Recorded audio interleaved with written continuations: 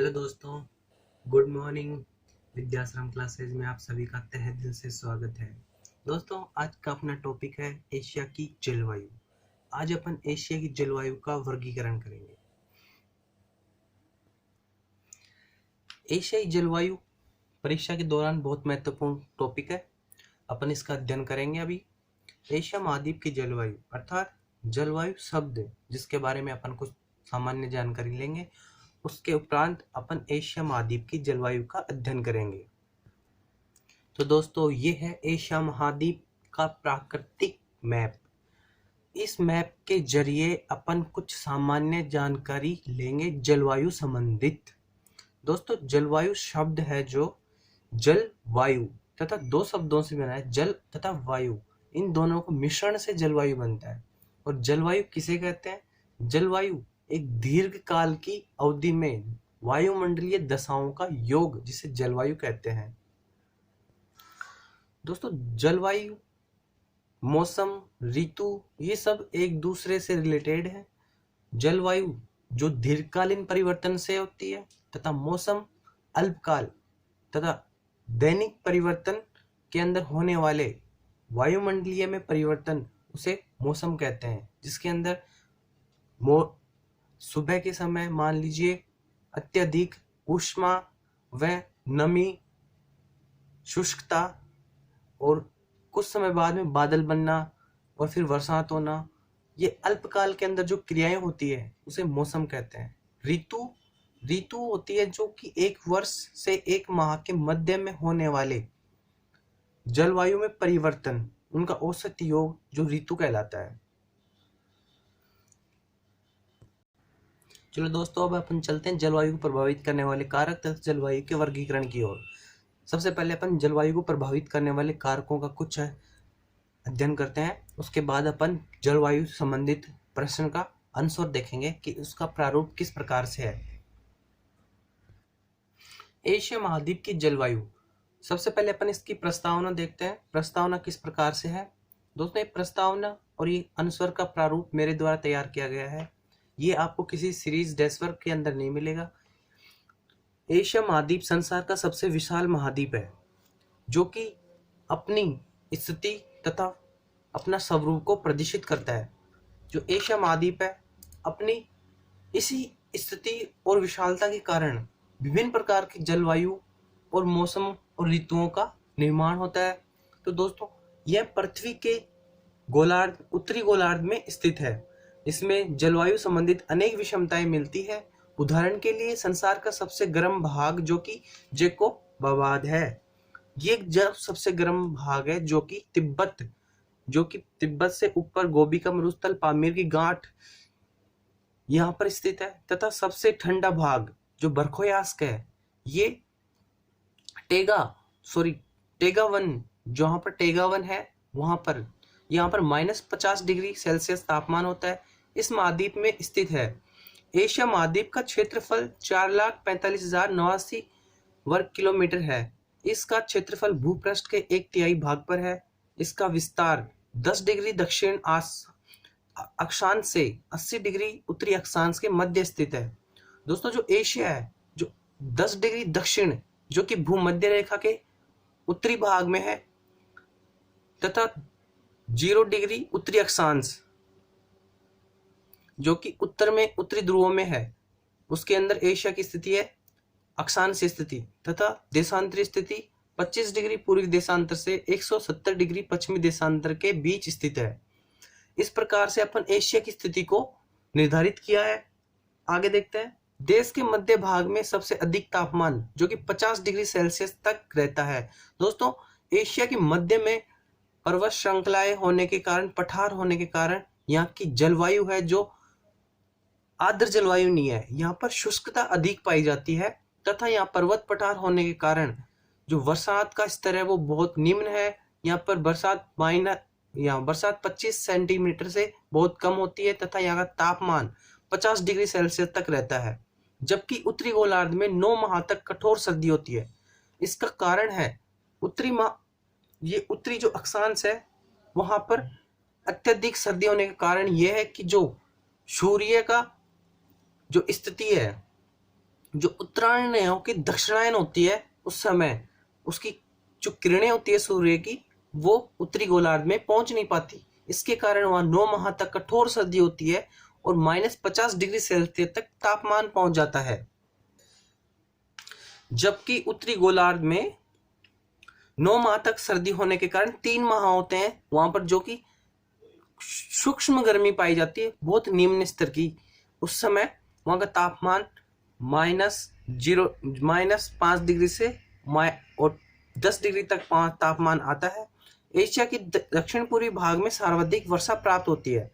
जो एशिया का दक्षिण पूर्वी भाग है जो कि Myanmar, Indonesia, Philippines, Vietnam, Cambodia, Laos, Thailand, Malaysia, Singapore, ये जो देश हैं वहां पर 250 से अधिक वर्षा होती है। एशिया में दक्षिण पश्चिम 50 सेंटीमीटर तक वर्षा प्राप्त होती है। एशिया के जो दक्षिण पश्चिमी भाग है जो कि इस्लामिक कंट्री है, सऊदी अरब, इराक, ईरान, ये जो इधर का एरिया है वहां पर मरुस्थलीय एरिया है, रेतीला एरिया है। इस कारण वहां पर शुष्कता अधिक पाई जाती है। इस कारण वहां वर्षा का स्तर बहुत निम्न पाया जाता है। वहां पर 25 सेंटीमीटर से कम वर्षा प्राप्त होती है। इसके कारण वहां पर रेगिस्तान जो कि डेजर्ट का निर्माण होता है।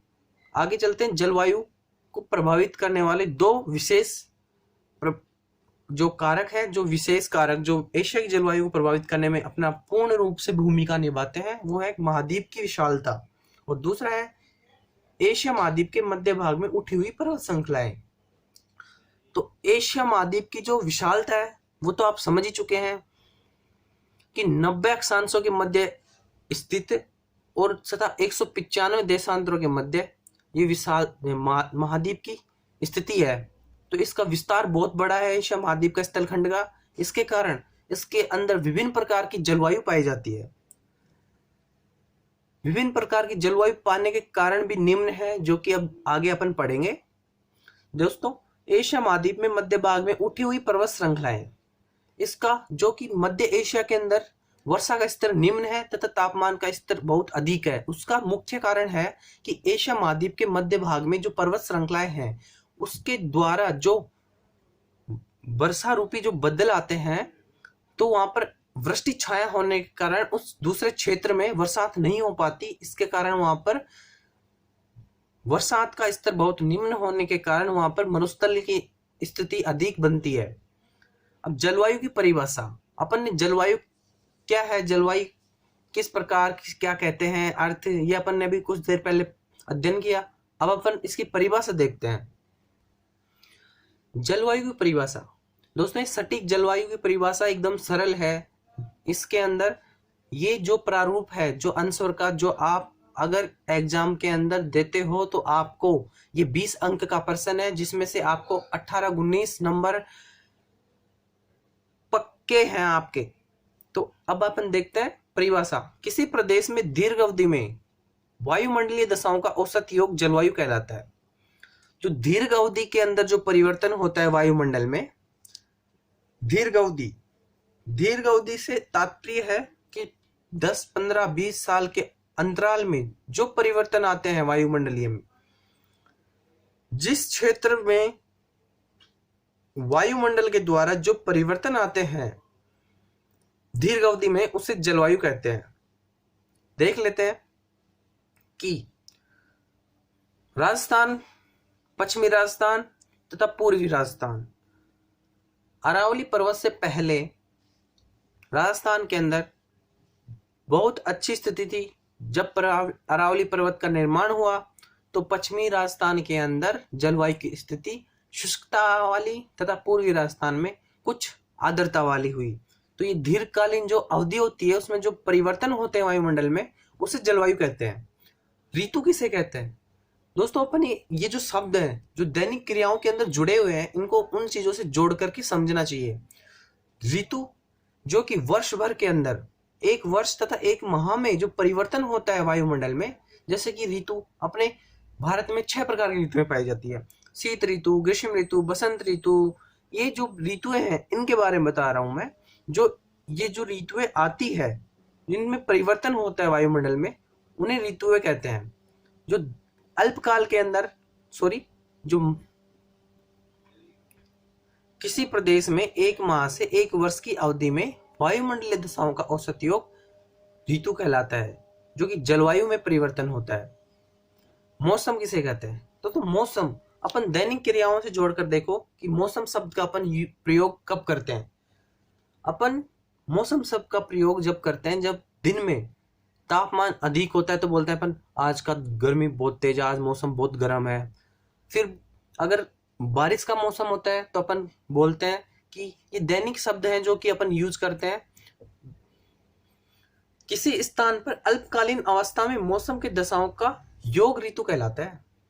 अल्पकाल, अल्पकाल से अर्थ है कि कुछ समय, जिसे एक दिन 2 दिन इसके अंदर होने वाला जो परिवर्तन है वायुमंडल में, उसकी स्थिति को मौसम कहते हैं। किसी स्थान पर अल्पकालीन अवस्था में मौसम के दशाओं का योग ऋतु कहलाता है।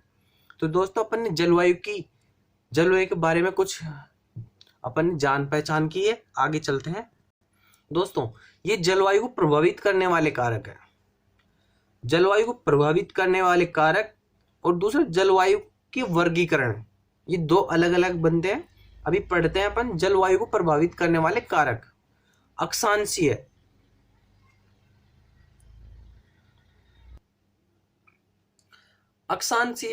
अक्षांश दोस्तों भूमध्य रेखा 0 डिग्री अक्षांश पर स्थित है। जैसे जैसे उत्तरायण होंगे तो 10 डिग्री, 20 डिग्री, 30 डिग्री, 23.5 डिग्री पे क्या है? कर्क रेखा। ऊपर चलेंगे तो बढ़ता जाएगा ऐसे। तो दोस्तों अक्षांश से जो स्थिति है उसके कारण जलवायु क्यों प्रभावित होती है, कैसे प्रभावित होती है वो देखते हैं। तो अक्षांशीय स्थिति के कारण जब सूर्य भूमध्य रेखा के निकट होता है तो वह भूमध्य रेखा पर लंबवत अपनी किरणें फैलाता है। उस समय भूमध्य रेखा पर तो क्या होता है? अधिक तापमान होता है।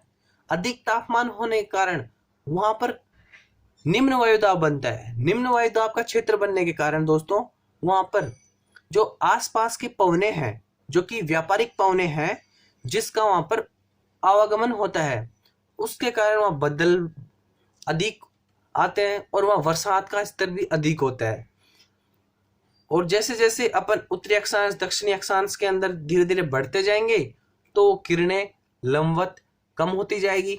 उसके कारण वहां पर तापमान की स्थिति कम होगी, आर्द्रता की स्थिति कम होगी, नमी की स्थिति कम होगी तथा वहां शुष्कता भी पाई जाएगी। तथा धरातलीय स्थिति के कारण भी समुद्र के तल से ऊंचाई देख लेते दोस्तों। समुद्र तल से ऊंचाई से तात्पर्य है कि समुद्र तल धरातल से और जहां पर समुद्र है उसकी ऊंचाई, समुद्र के आसपास का जो एरिया होता है, क्षेत्रफल होता है, जो क्षेत्र होता है, उसके अंदर नमी की मात्रा अधिक पाई जाती है।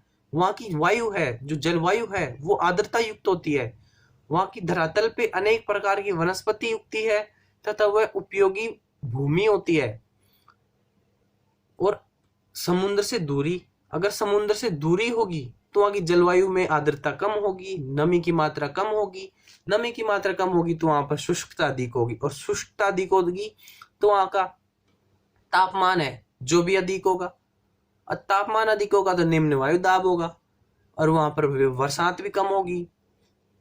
तापमान से तात्पर्य है जिस स्थान पर तापमान की अधिकता होती है उस स्थान पर निम्न वायु दाब होता है, और जहां पर तापमान की न्यूनतम होती स्थिति है वहां उच्च वायु दाब होता है। दोस्तों जिस स्थान पर उच्च वायु दाब होता है तो वहां पर वहां से उस स्थान से पवने अपने स्थान से दूसरे स्थान पर गमन करती है, और जहां निम्न वायु दाब होता है उस स्थान पर दूसरे स्थान की पवने आवागमन करती है।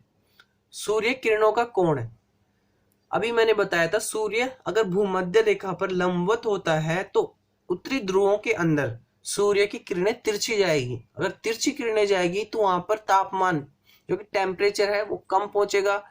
वहां की स्थिति जो कि भूमध्य रेखा की स्थिति उसकी तुलना में भिन्न होगी, और वहां की जलवायु भी भिन्न होगी। वहां पे शीत अधिक होगी तथा भूमध्य रेखा पर अधिक उष्णता पाई जाएगी। पवनों की गति, दोस्तों पवनों की गति से तात्पर्य है कि समुद्र और तथा स्थल, समुद्र और स्थल, अगर पवनों की गति समुद्र से स्थल की ओर है तो आर्द्रता युक्त होगी, बदल आएंगे, बरसात होगी। सीधी सी बात है, अगर समुद्र से हवाएं चल के आती है स्थल के रूप तो बदल साथ में आते हैं, नमी युक्त हवा होती है, उसके अंदर आर्द्रता अधिक पाई जाती है, बरसात की मात्रा अधिक होती है और बरसात अधिक होती है। अगर स्थल से समुद्र की ओर हवाएं चलती है दोस्तों, स्थल भाग से समुद्र की ओर हवाएं चलती है, तो वो शुष्कता वाली वायु होती है, शुष्कता वाली पवनें होती है, जिसके अंदर ना कोई नमी होती है ना कोई बदल होते हैं, क्योंकि दोस्तों बदल समुद्र से बनते हैं, भाप से, और स्थल भाग पर ऐसा कुछ नहीं है। वहां पर सिर्फ तापमान की अधिकता पाई जाएगी और निम्नता पाई जाएगी। अगर स्थल भाग से समुद्र की ओर पवनें चलती है तो शुष्कता वाली होगी। वायुदाब दोस्तों, वायुदाब किसे कहते हैं?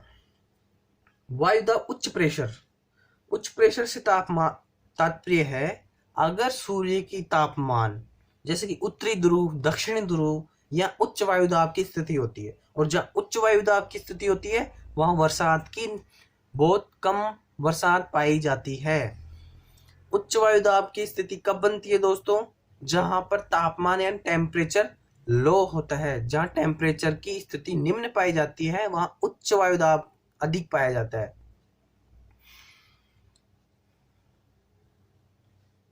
पर्वत श्रेणियों की स्थिति।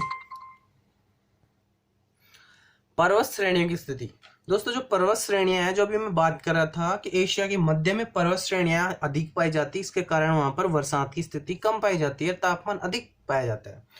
दोस्तों उसका कारण यह है कि मान लीजिए दक्षिण पूर्व से जो बदल बन के आ रहे हैं, जो कि पामीर की गांठ, वहां पर अनेक पर्वत श्रृंखलाएं हैं, वहां से जब वो बदल टकराते हैं तो जो उस पर्वत के जस्ट अपोजिट साइड में जो क्षेत्र होता है वो वृष्टि छाया क्षेत्र कहलाता है, तथा वहां पर बरसात की स्थिति निम्न पाई जाती है, और वहां पर बरसात की स्थिति कम पाए जाने से वहां पर आर्द्रता की आर्द्रता युक्त जो वायु है वो बहुत कम पाई जाएगी, तथा वहां शुष्कता अधिक पाई जाएगी।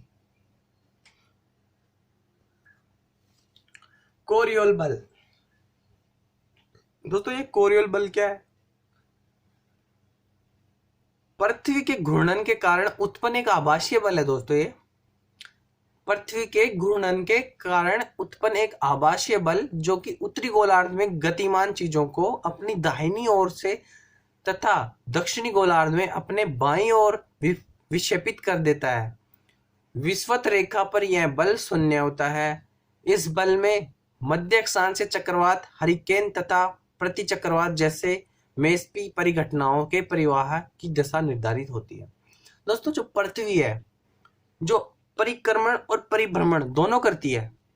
परिक्रमण तो सूर्य के चारों ओर चक्कर लगाती है, और परिभ्रमण खुद के अक्ष पर खुद घूमती है। तो जब खुद के अक्ष पर खुद घूमती है, कोई चीज गति करती है, तो वो जैसे कोई चीज गति करती है तो कुछ चीजों को अपने पीछे छोड़ जाती है। उस पीछे छोड़ने के कारण जो ये स्थिति बनती है, जो उत्तरी गोलार्ध में तो अपनी दाहिनी ओर को अपनी इस चीजों गतिमान चीजों को दाहिनी ओर गतिमान करती है, और तथा दक्षिणी गोलार्ध में बाईं ओर गतिमान करती है। दोस्तों कोरियल बल जो आपको अभी सामने, जो जिसका विषुवत रेखा पर बल शून्य होता है, क्योंकि कोई भी चीज होती है जिसमें बिंदु होता है, उस बिंदु पर उस चीज का शून्य होता है बल। एशिया के जलवायु प्रदेश का वर्गीकरण। अब दोस्तों अपन एशिया के जलवायु वर्गीकरण करेंगे। एशिया के जलवायु प्रदेशों का वर्गीकरण। तो दोस्तों अपन देख लेते हैं एक बार एशिया के प्रदेश, जलवायु प्रदेश। भूमध्य रेखीय जलवायु प्रदेश, जो कि भूमध्य रेखा जो विषुवत रेखा के पास के प्रदेश हैं उसे भूमध्य रेखीय प्रदेश कहते हैं। मानसूनी जलवायु प्रदेश, जो कि भारत है, नेपाल है, और क्या नाम है, Myanmar, Philippines, Laos, Vietnam, Cambodia, Indonesia, Philippines, Thailand, Malaysia, ये जितने भी दक्षिण पूर्वी देश हैं जो मानसूनी जलवायु प्रदेश हैं। उष्ण मरुस्थलीय जलवायु प्रदेश। दोस्तों उष्ण मरुस्थलीय जलवायु प्रदेश जो कि कौन सा है? सऊदी अरब, ईरान, इराक, ये जो है जो उष्ण मरुस्थलीय जलवायु प्रदेश है। चीन तुल्य जलवायु प्रदेश, जो चीन के पूर्वी दिशा में है, पूर्वी क्षेत्र में। ईरान तुल्य जलवायु प्रदेश, ईरान देश, जो कि ईरान देश है, उस देश के मैदानी भाग है जिसे उसके नाम से ईरान तुल्य जलवायु प्रदेश पड़ा है। तुरान तुल्य प्रदेश जस्ट इसके उत्तरी भाग में जो प्रदेश है, जो तुरान तुल्य प्रदेश, भूमध्य सागरीय जलवायु प्रदेश जो कि भूमध्य सागर है उसके जो निकट के जो क्षेत्र है वहाँ भूमध्य रेखीय जलवायु प्रदेश है। तिब्बत तुल्य जलवायु, तिब्बत का जो पठार है जिसके जो आसपास का जो क्षेत्र है वहां पर तिब्बत तुल्य जलवायु प्रदेश। टेगा तुल्य जलवायु प्रदेश, टेगा तुल्य जलवायु प्रदेश दोस्तों ये जलवायु प्रदेश जो उत्तरी अक्षांश के मध्य जो साइबेरिया का मैदान है वो टेगा तुल्य जलवायु प्रदेश। और टुंड्रा तुल्य जलवायु प्रदेश ये सबसे उत्तर में उत्तरी ध्रुव के अंदर जहाँ सबसे अधिक शीत और तथा सबसे अधिक समय के लिए वहां पर बर्फ जमी रहती है जो है टुंड्रा तुल्य जलवायु प्रदेश। तो दोस्तों अपन अब इसकी स्थिति मैप के द्वारा देखते हैं। दोस्तों यह एशिया जलवायु प्रदेश का वर्गीकरण है। दोस्तों मैं हर चीज मैप के द्वारा इसलिए समझाता हूँ कि इसमें अच्छी तरीके से समझ में आ जाता है। तो दोस्तों मैंने जलवायु प्रदेशों का वर्गीकरण कर रखा है जिसको अपन मैप के द्वारा भी देखते हैं। दोस्तों पहला जो कि ये है भूमध्य जलवायु प्रदेश जो कि जो द्वीप समूह है जो है भूमध्य रेखीय जलवायु प्रदेश जो कि मैंने यहाँ नंबरिंग डाल रखी है और मैप के अंदर नंबरिंग डाल रखी है। इसके माध्यम से आप यहाँ देख सकते हैं भूमध्य रेखीय जलवायु प्रदेश है 1 नंबर पे जो कि है द्वीप समूह। जो द्वीप समूह है वो भूमध्य रेखीय जलवायु प्रदेश है जो कि भूमध्य के निकट है। दूसरा मानसूनी जलवायु प्रदेश है जो कि भारत है, दक्षिणी चीन सागर के आसपास का क्षेत्र है, वियतनाम है, कंबोडिया है, लाओस है, म्यांमार है। ये जो देश हैं जो मानसूनी जलवायु प्रदेश है। जो तीसरा है जो उष्ण मरुस्थलीय जलवायु प्रदेश है जो ये क्षेत्र है 3 नंबर है जो कि ये है सऊदी अरब, ईरान जो ये क्षेत्र है 3 नंबर वाला ये है उष्ण मरुस्थलीय जलवायु प्रदेश जो ये 4 नंबर है। दोस्तों यहाँ पर भूमध्य सागर है और भूमध्य सागर के पास में जो क्षेत्र है जो कि पूर्वी दिशा में है भूमध्य के वो है भूमध्य सागरीय जलवायु प्रदेश। ये है ईरान तुल्य जलवायु प्रदेश जो कि भारत के उत्तर पश्चिम में स्थित है और ये 6 नंबर पे 6 है तुरान तुल्य जलवायु प्रदेश जो कि कैस्पियन सागर के पूर्वी दिशा में है। तुरान तुल्य प्रदेश जो कि 6 नंबर पे है। 7 नंबर पे चीन तुल्य जलवायु प्रदेश, चीन तुल्य जलवायु प्रदेश 7 नंबर पे। दोस्तों ये पूर्वी दिशा में स्थित है, चीन के मध्य में है। तिब्बत तुल्य जलवायु प्रदेश तिब्बत है जो कि ये 8 नंबर पे है जो तिब्बत तुल्य जलवायु प्रदेश है। 9 नंबर पे है टेगा तुल्य जलवायु प्रदेश तथा टुंड्रा जलवायु प्रदेश उत्तरी ध्रुव के अंदर स्थित है। अब दोस्तों अपन इनका वर्णन करते हैं। दोस्तों सबसे पहले अपन भूमध्य रेखीय जलवायु प्रदेश का वर्णन करते हैं। दोस्तों ये भूमध्य रेखीय जलवायु प्रदेश ये जो जलवायु प्रदेश है इस प्रकार जलवायु भूमध्य रेखा के दोनों ओर 5 डिग्री उत्तरी अक्षांश तथा 5 डिग्री दक्षिणी अक्षांश के मध्य पाई जाती है। यह इंडोनेशिया में श्रीलंका में मिलती है। वर्ष भर उच्च तापमान, उच्च वर्षा व आर्द्रता इस जलवायु की प्रमुख विशेषता है। दैनिक व वार्षिक तापमान भी न्यूनतम 3 डिग्री से 5 डिग्री पाया जाता है। इन प्रदेशों में औसत तापमान 27 डिग्री सेल्सियस पाया जाता है। दोस्तों भूमध्य रेखा के पास सदैव समांतर तापमान पाया जाता है। वर्ष भर समान तापमान पाने के कारण यहाँ पर वर्ष भर एक समान नमी युक्त जलवायु होती है। बरसात की स्थिति उच्च होती है क्योंकि दोस्तों यहाँ पर लंबवत किरणें पड़ती है सूर्य की। इसके कारण यहाँ पर तापमान उच्च होने के कारण यहाँ निम्न वायुदाब बनता है और हमेशा यहाँ पर बदल रूप बनते हैं और बरसात होती है। इस पेटी में उत्तरी पूर्व दिशा तथा दक्षिण पूर्वी व्यापारिक का मिश्रण होने से यह सदा प्रतिदिन दोपहर में पश्चात सामान्य वर्षा 200 सेंटीमीटर तक होती है। दोस्तों व्यापारिक पवनों के कारण यहाँ पर प्रतिदिन यहाँ बरसात होती है और यहाँ बरसात का जो स्तर है वो 200 सेंटीमीटर तक बरसात होती है। 200 से 250 सेंटीमीटर तक बरसात होती है। दोस्तों मानसूनी जलवायु प्रदेश के अंदर जो मानसूनी जलवायु प्रदेश है वो मानसूनी जलवायु प्रदेश की सर्वप्रथम विशेषता शीत ऋतुओं और ग्रीष्म ऋतु में चलने वाली वर्षा हवाओं के दिशा परिवर्तन से है। दोस्तों जो शीत ऋतु और ग्रीष्म ऋतु के अंदर जो हवाएं चलती है और जिनकी दिशा होती है उससे निर्धारित होता है ये मानसून। और उसी से मानसूनी जलवायु प्रदेश का नाम पड़ा है। दोस्तों समझते हैं आगे। ग्रीष्मकालीन पवनें सागर से स्थल की ओर चलती है। ग्रीष्मकालीन पवनें सागर से स्थल की ओर चलती है। जो हिंद महासागर है, तो हिंद महासागर क्या बोल रहे हैं, ग्रीष्मकाल में सागर से स्थल की ओर, मतलब हिंद महासागर मान लीजिए दक्षिण पूर्वी मानसून अपना, जो कि धरातल की ओर चलता है, जो कि भारत के अंदर चलता है, जो कि ग्रीष्मकाल वहां पर ग्रीष्म समुद्र से स्थल की ओर क्यों चलता है, क्योंकि स्थल पर तापमान की अधिकता होती है ग्रीष्मकाल में। ग्रीष्मकाल में स्थल भाग पर तापमान की अधिकता होती है, और अधिकता होने के कारण वहां पर निम्न वायुदाब बनता है। निम्न वायुदाब बनेगा तो आसपास की जो पवनें हैं, जहां पर उच्च वायुदाब है, वो पवनें जो निम्न वायुदाब की तरफ गतिमान होगी, और वो गतिमान होगी तो बदल साथ में आएंगे।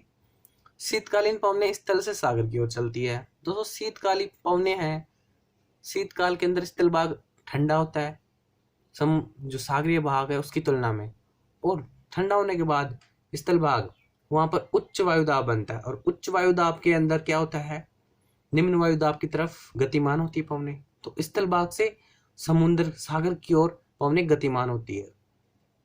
यह शीतकालीन मानसून व ग्रीष्मकालीन मानसून के नाम से जाने जाते हैं। इसमें देश दक्षिण पूर्वी सम्मिलित होते हैं। ग्रीष्म ऋतु में दिन बड़े होते हैं तथा शीतकाल में रात बड़ी होती है।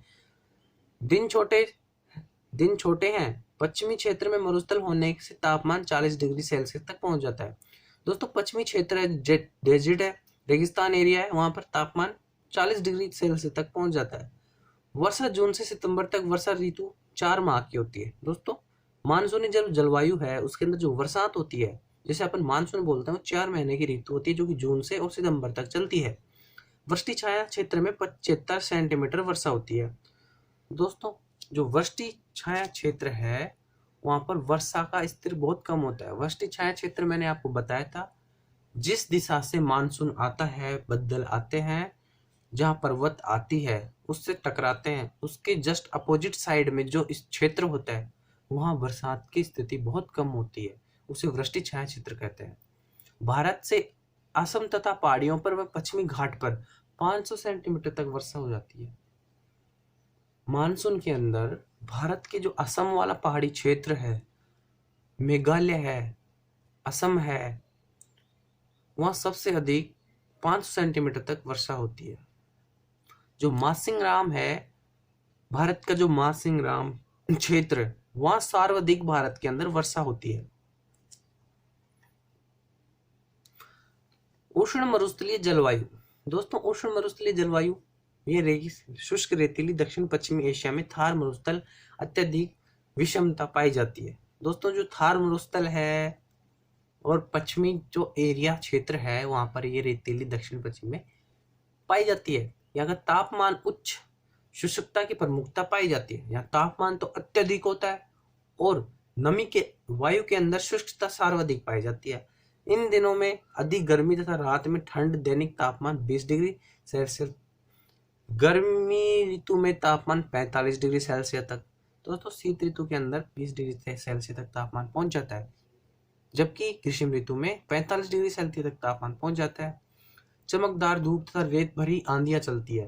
दोस्तों जहाँ निम्न वायुदाब होता है वहां आंधियां तूफान सर्वाधिक चलते हैं।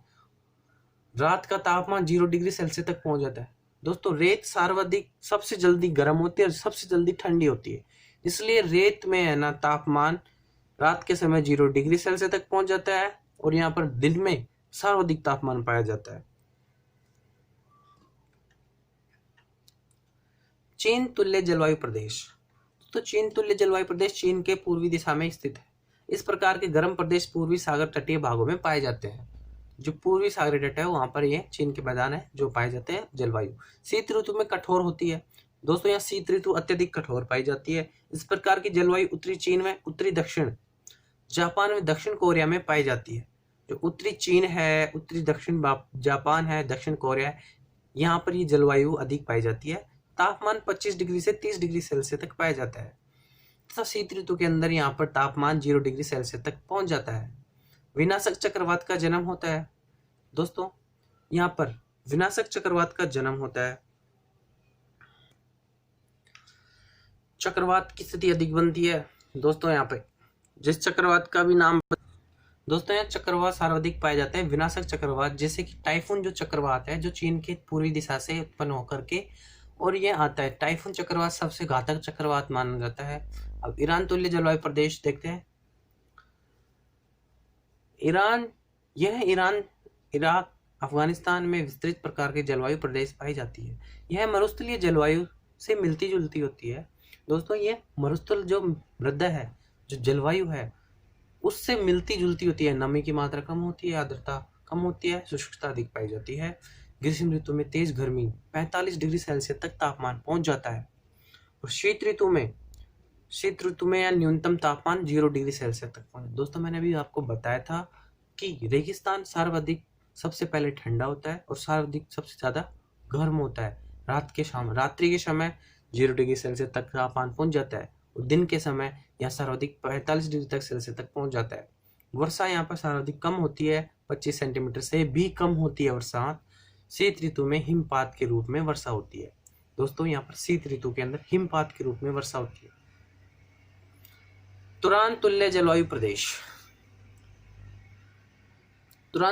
प्रदेश है जो कि ईरान तुल्य जलवायु प्रदेश के उत्तरी दिशा में स्थित है। इस प्रकार की जलवायु मध्य एशिया के पश्चिमी भाग में तुरान प्रदेश में पाई जाती है। ग्रीष्म ऋतु में अत्यधिक गर्मी 40 डिग्री सेल्सियस तक तापमान, शीत ऋतु में अत्यधिक ठंड 0 डिग्री सेल्सियस तक तापमान, वर्षा का अभाव, शीत ऋतु शुष्क होती है और ग्रीष्म ऋतु में वर्षा 20 डिग्री सेंटीमीटर तक होती है। दोस्तों ये सीधी सी बात है, जो डेजर्ट जो रेगिस्तान है वहां पर वर्षा सबसे कम होती है, तापमान उच्च होता है, ये हमेशा ध्यान रखना। शुष्क जलवायु होती है, इनके कारण तापमान उच्च बना रहना है, वर्षा कम होना है। भूमध्य सागरीय जलवायु प्रदेश। दोस्तों भूमध्य सागरीय जलवायु प्रदेश भूमध्य के निकट जो क्षेत्र हैं वहां पाई जाती है। दोस्तों यह तटवर्ती भागों में पाई जाती है। इसके अंतर्गत जॉर्डन, इजराइल, सीरिया, लेबनान, पश्चिमी तटीय टर्की तथा साइबेरिया के सागरीय तट भाग सम्मिलित है। ग्रीष्म में शीत ऋतु शुष्क होती है। यहाँ पर शुष्कता पाई जाती है ग्रीष्म ऋतु और शीत ऋतु में। औसत तापमान ग्रीष्म ऋतु का 20 डिग्री तथा 25 डिग्री तक तथा शीत ऋतु में 8 डिग्री से 10 डिग्री और 25 से 75 सेंटीमीटर तक बरसात होती है।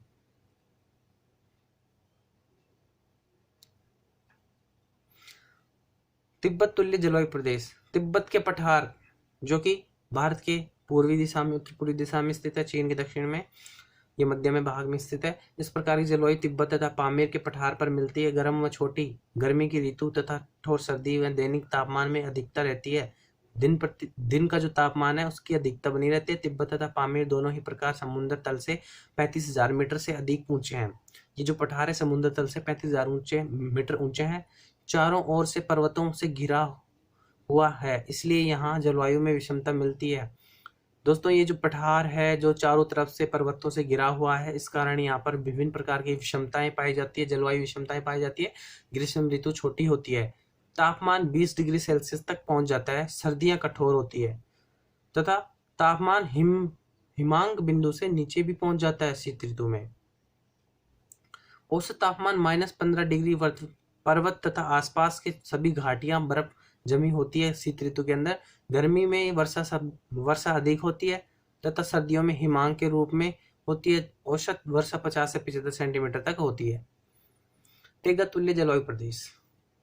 दोस्तों टेगा तुल्य जलवायु प्रदेश है जो कि एशिया के अत्यंत ठंडे प्रदेश के नाम से जाना जाता है। साइबेरिया के उत्तरी भाग में स्थित है, जहाँ पर कोणधारी वन प्रदेशों में यह जलवायु पाई जाती है, जहाँ पर 9 माह तक सर्दी, 3 माह तक गर्मी, जो कि निम्न रूप से गर्मी पाई जाती है, कठोर रूप से सर्दी पाई जाती है। गर्मी केवल नामात्र की होती है, छोटे समय के लिए होती है, जिसमें लगभग 5 डिग्री सेंटीग्रेड तक तापमान पहुंच पाता है। लगभग वर्ष भर बर्फ दिखाई देती है चारों ओर और यहाँ तथा तापमान -50 डिग्री सेंटीग्रेड तक पहुंचा। दोस्तों बरखायास्क जो क्षेत्र है, बरखायास्क, वो वहां पर सर्वाधिक ठंड पाई जाती है, -50 डिग्री सेंटीग्रेड तक। विश्व का सबसे ठंडा प्रदेश है, इस जलवायु प्रदेश में मिलता है। औसत वर्षा 50 सेंटीमीटर तक है।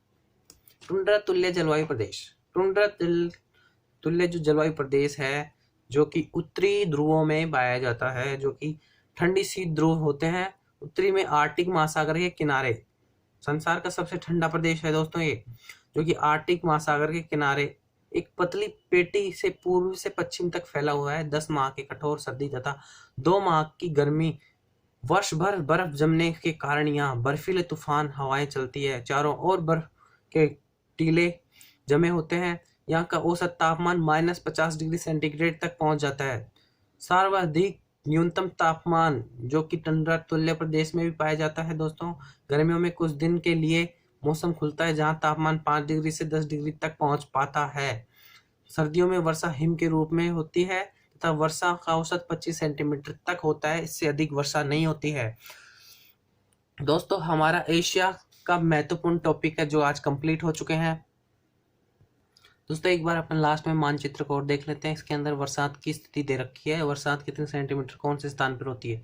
दोस्तों ये जो लाइनिंग दे रखी है जो 25 सेंटीमीटर तक बरसात होती है, जो कि क्षेत्र है, ये जो लाइनिंग वाले क्षेत्र हैं,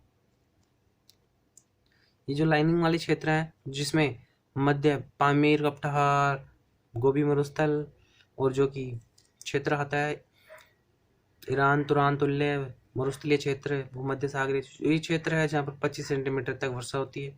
25 से 75 सेंटीमीटर तक वर्षा होती है। चीन तुल्य प्रदेश है, टेगा तुल्य प्रदेश है, यहाँ पर है 25 से 75 सेंटीमीटर तक बरसात होती है दोस्तों। और जो ये 75 से 150 सेंटीमीटर तक बरसात होती है जो मानसूनी बरसात है, जो मानसूनी प्रदेश है जो कि भारत के अंदर है और पूर्वी चीन और यहाँ पर स्थित है। दोस्तों 150 से 250 सेंटीमीटर तक बरसात होती है जो कि भूमध्य के निकट जो प्रदेश हैं उनके अंदर ये जो ब्लैक डार्क ब्लैक है, यहाँ पे 150 से 250 तक सेंटीमीटर तक बरसात होती है। दोस्तों अपन ने थोड़ा मैप देख लिया एक बार, ये मैप आप बना सकते हो एग्जाम के अंदर। इस प्रकार से आज अपना एशिया महाद्वीप कंप्लीट हो चुका है। दोस्तों मैंने एशिया महाद्वीप के 3 टॉपिक कंप्लीट करवा दिए हैं। अब अपन पढ़ेंगे अगले टॉपिक में यूरोप महाद्वीप की स्थिति देखेंगे दोस्तों। चलो मेरी क्लासेज आपको अच्छी लगी हो तो कमेंट में जरूर बताना। किसी प्रकार की कोई क्वेश्चन में आ रही समस्या, कोई समझ में नहीं आ रहा हो तो कमेंट में आप पूछ सकते हैं। उसके लिए मैं अलग से वीडियो या फिर आप कमेंट बॉक्स में आप पूछ करके आपका समाधान मैं अवश्य करूँगा। तो यहीं हम क्लासेस को समाप्त करते हुए आगे बढ़ते हैं। जय श्री कृष्णा।